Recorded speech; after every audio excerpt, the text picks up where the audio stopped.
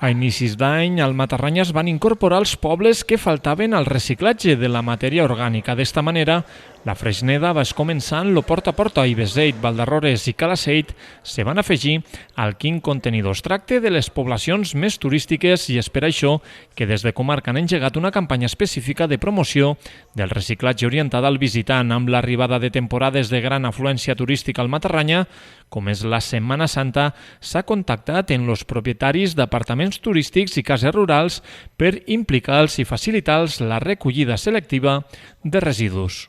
Aquí tenim una població flotant, molts turistes que ens venen a veure. Reciclem d'una manera, podem dir, pionera a Aragó, no? Del porta a porta i quin contenidor.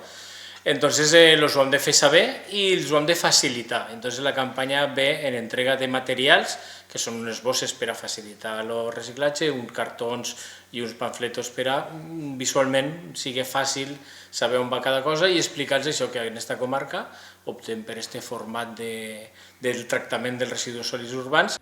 Un dels principals reptes és l'espai reduït dels allotjaments turístics, que dificulta la separació de residus dins dels habitatges. No obstant això, l'experiència dels propietaris també posa sobre la taula que els hàbits de reciclatge que tenen els visitants influeix molt en què s'involucren o no en la separació de residus. Aquí el que estem aconseguint és que a les cuines dels apartaments, cases rurals, vivendes d'ús turístic i tot això, sigui fàcil.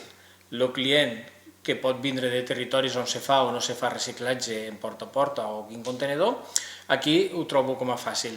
A dins de les cases sí que és cert que ens haurem d'ingeniar cada un dels propietaris quin és el millor punt per a ubicar aquests utensilis, no?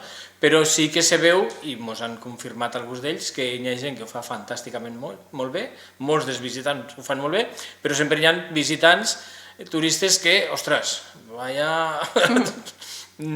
tot en un munt, tot sense triar, no? Entonces volem això, que sigui fàcil.